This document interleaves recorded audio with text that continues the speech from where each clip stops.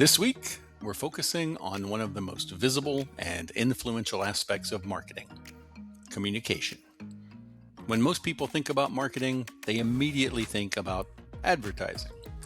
But what we're going to unpack in this session goes much deeper than that. We're going to look at how organizations communicate value, build relationships, and influence behavior across multiple channels. By the end of this session, you should start to see marketing communication not as a single activity, but as a coordinated system working behind the scenes. Hi everyone, Dr. Mark Dennis here. Have you ever noticed how some brands just seem to be speaking directly to you? It's like they know what you want, when you want it. Well, that's no accident.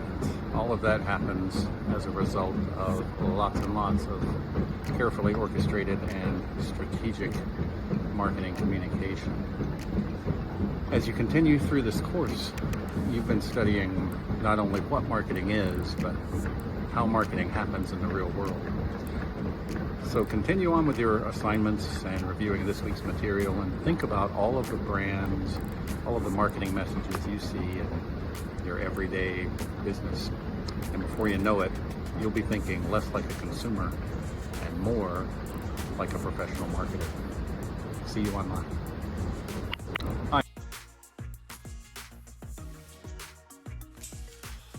Coming up, we're going to explore how companies deliver value through advertising, public relations, personal selling, and digital channels. Think of this as the voice of the brand. Everything a company says, shows, or shares contributes to how customers perceive that company. And in the modern environment, when consumers are constantly exposed to messaging, standing out requires more than just being loud. It requires being relevant.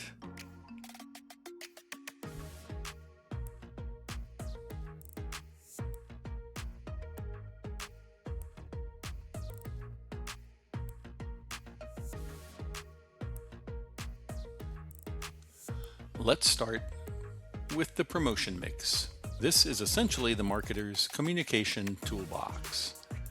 It includes advertising, sales promotion, personal selling, public relations, and direct as well as digital marketing. Each tool serves a different purpose. Advertising builds awareness. Sales promotions create urgency. Personal selling builds relationships. Public relations shape reputation. And digital marketing connects everything together. The idea here is balance. No single tool works in isolation. Strong marketing strategies blend these elements to create a consistent as well as a compelling message.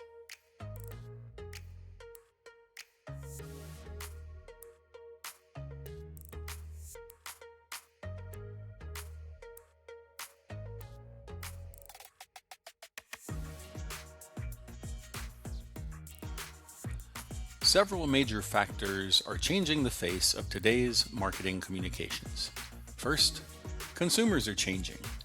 In this digital wireless world, consumers are better informed and more communications empowered. Rather than relying on marketer-supplied information, they can use the internet, social media, and other technologies to find information all on their own. Second, marketing strategies are changing. As mass markets have fragmented, marketers are shifting away from mass marketing. More and more, they are developing focused marketing programs designed to engage customers and build customer relationships in more narrowly defined micro markets. Finally, sweeping advances in digital technology are causing remarkable changes in the ways companies and customers communicate with each other.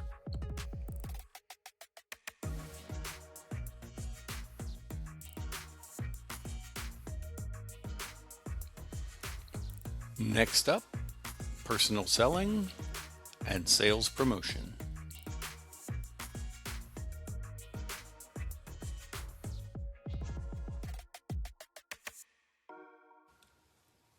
Personal selling is one of the most direct forms of marketing communication.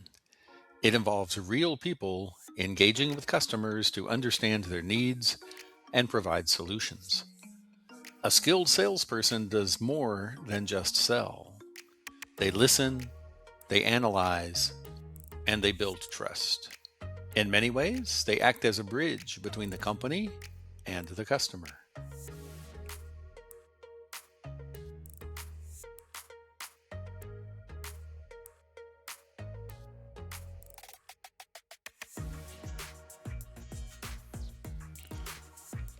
Professional selling is far more complex than it might appear. It's not about quick conversations or surface level persuasion. In industries like aviation, healthcare, or enterprise software, sales relationships can often take years to develop. The emphasis is on long-term partnerships, not short-term transactions. This highlights an important idea. The more complex or expensive the product, the more important relationship building becomes.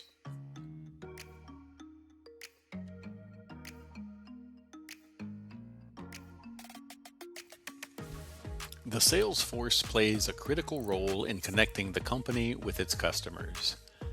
They represent the company externally, but they also bring valuable customer insights back into the organization.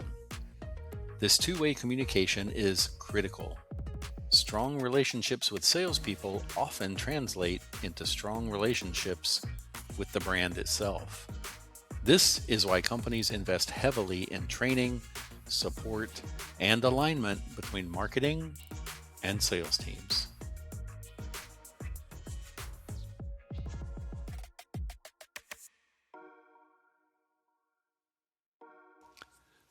Designing a sales force structure is a strategic decision. Companies can organize their sales teams based on geography, product lines, or customer types. Each structure has advantages depending on the business model. For example, a territorial structure works well when coverage is the priority. A product-based structure works better when technical expertise is required. The goal, however, is always the same: put the right people in the right positions to serve customers effectively.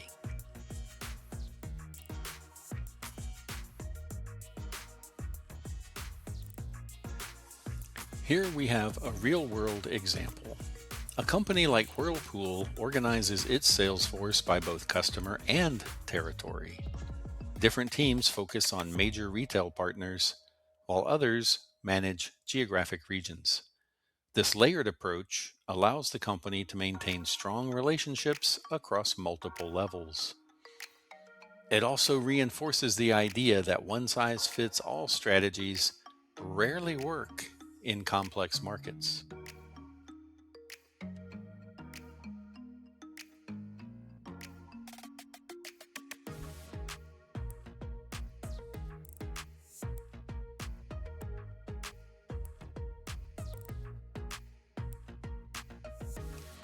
The new digital technologies are providing salespeople with powerful tools for identifying and learning about prospects, engaging customers, creating customer value, closing sales, and nurturing customer relationships. Social selling technologies can produce big organizational benefits for sales forces. They help conserve salespeople's valuable time, they save travel dollars, and they give salespeople new vehicles for selling and servicing accounts. Salespeople now routinely use digital tools to monitor customers' social media exchanges as a way to spot trends, identify prospects, and learn what customers would like to buy. It also helps them learn how they feel about a vendor and what it would take to make a sale.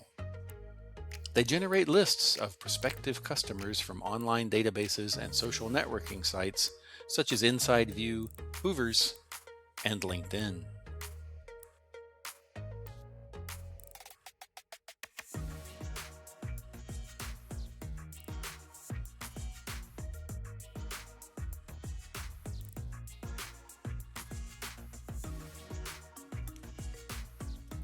Now we transition into direct and digital marketing. This is where companies communicate directly with individual consumers. Instead of broad messaging, the focus is now on personalization. Emails, targeted ads, and mobile notifications are all examples of this approach. The goal is not just immediate response, but also long-term engagement.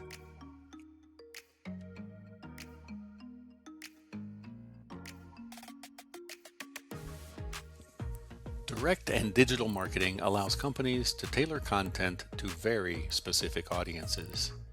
This increases relevance, which in turn increases engagement. And when engagement increases, so does the likelihood of conversion and loyalty. This is one of the reasons digital marketing has become such a dominant force in the industry.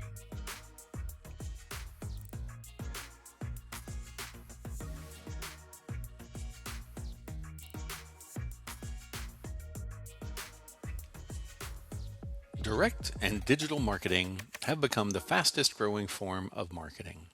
Direct marketing continues to become more internet-based, and digital direct marketing is claiming a surging share of marketing spending and sales.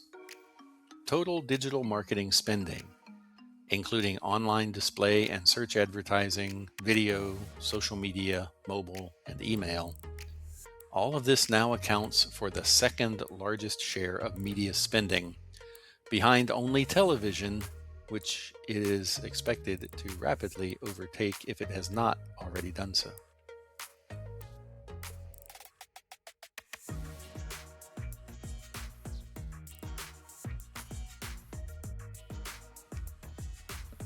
Social media marketing deserves special attention. These platforms are not just communication tools, they are communities. People gather there to share opinions, experiences, and of course, content. Marketers can either participate in existing communities or even create their own.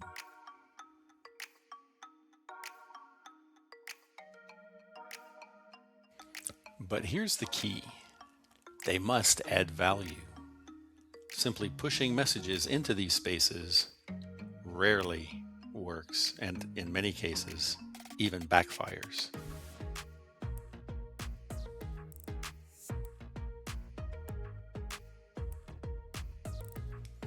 Social media offers powerful advantages.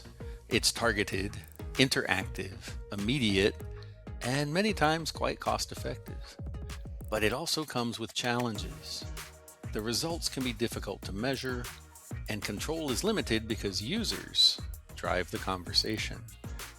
This means marketers must focus on authenticity as well as consistency. They have to earn attention, not demand it.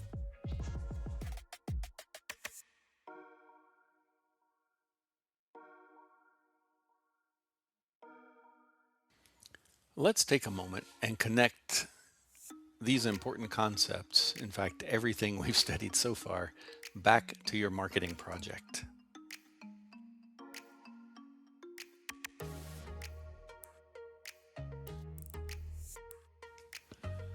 Here again we see the 4 P's: product, place, promotion, and now price.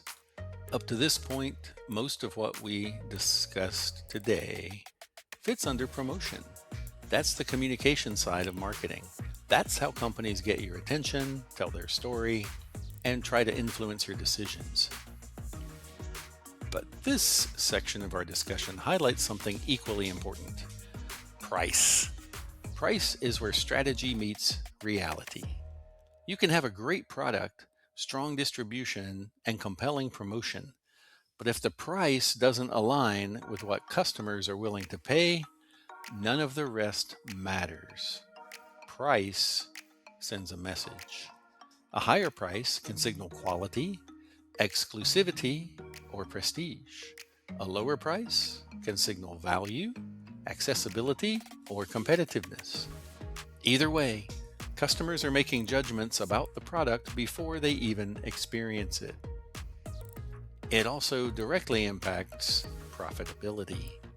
Set the price too low, and the company may struggle to cover costs or to even grow. Set the price too high, and customers may walk away even if they like the product. So pricing is not just a number. It is instead a positioning decision. And here's the key takeaway to remember from all this. Promotion gets attention. Price helps close the deal. When you're working on your marketing project and putting the final touches on, make sure you're thinking about how your pricing strategy supports the story that your brand is telling.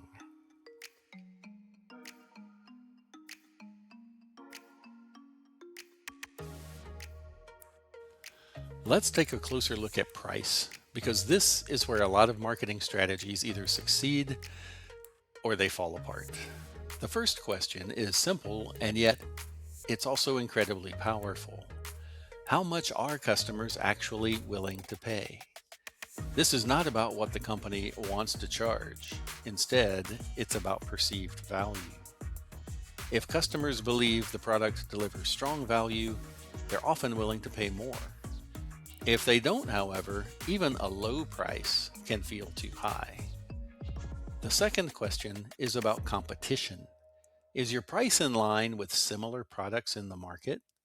Customers are constantly comparing options, whether they realize it or not.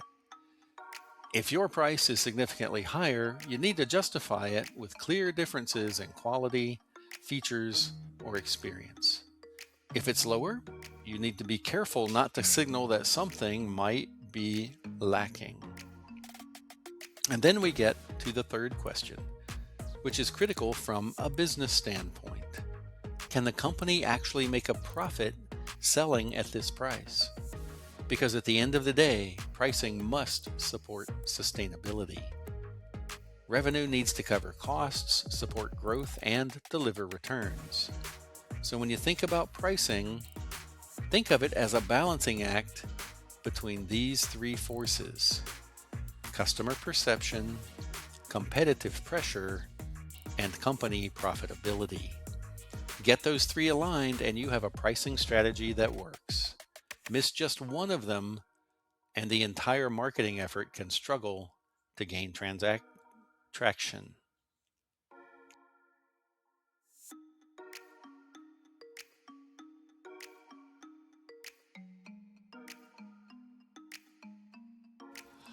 As we wrap up this segment, take a step back and reflect for just a moment. Marketing is happening all around us every day. The more we observe it, the more we can understand how these concepts apply in real life. You're not just learning theory here. You're building a skill set that could be applied in any industry. And if you stay curious, you'll continue to improve long after this course has ended.